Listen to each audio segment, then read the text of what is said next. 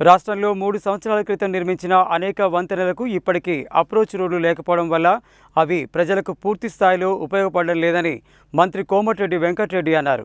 పెండింగ్లో ఉన్న అప్రోచ్ రోడ్ల నిర్మాణాన్ని యుద్ధ ప్రాతిపదికన చేపట్టాలని అధికారులను ఆదేశించారు. డాక్టర్ బిఆర్ అంబేద్కర్ సచివాలయంలో డిప్యూటీ సీఎం భట్టి విక్రమార్క మల్లు అధ్యక్షతన జరిగిన infrastructure capital works cabinet sub committee సమావేశంలో రాష్ట్ర రోడ్లు, భవనాలు, సినిమాటోగ్రఫీ శాఖల మంత్రి కోమటిరెడ్డి వెంకటరెడ్డి పాల్గొన్నారు. ఈ సమావేశంలో మంత్రి కోమటిరెడ్డి వెంకటరెడ్డి మాట్లాడుతూ, రాష్ట్రంలో 3 సంవత్సరాల క్రితం నిర్మించిన అనేక వంతెనలకు ఇప్పటికీ అప్రోచ్ రోడ్డు లేకపోవడం వల్ల అవి ప్రజలకు పూర్తి స్థాయిలో ఉపయోగపడడం లేదన్నారు. కోట్ల రూపాయలతో నిర్మించిన వంతెనలు అప్రోచ్ రోడ్డు లేక నిరుపయోగంగా ఉండడం సరికాదని, పెండింగ్లో ఉన్న అప్రోచ్ రోడ్ల నిర్మాణాన్ని యుద్ధ ప్రాతిపదికన చేపట్టాలని అధికారులను ఆదేశించారు.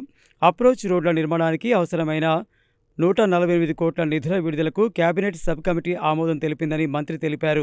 రానున్న వర్షాకాలాన్ని దృష్టిలో ఉంచుకొని జూన్ 8లోపు అన్ని పనులు పూర్తి చేయాలని స్పష్టం చేశారు. వివిధ శాఖలు 1:4 నిష్పత్తిలో ప్రతిపాదనలు ఆర్థిక శాఖకు పంపాలని, సరైన విధానంలో ప్రతిపాదనలు అందితే ఆమోద ప్రక్రియ వేగంగా పూర్తవుతుందని మంత్రి పేర్కొన్నారు. దీంతో పనులు ఆలస్యం కాకుండా వెంటనే ప్రారంభించే అవకాశం ఉంటుందని అన్నారు.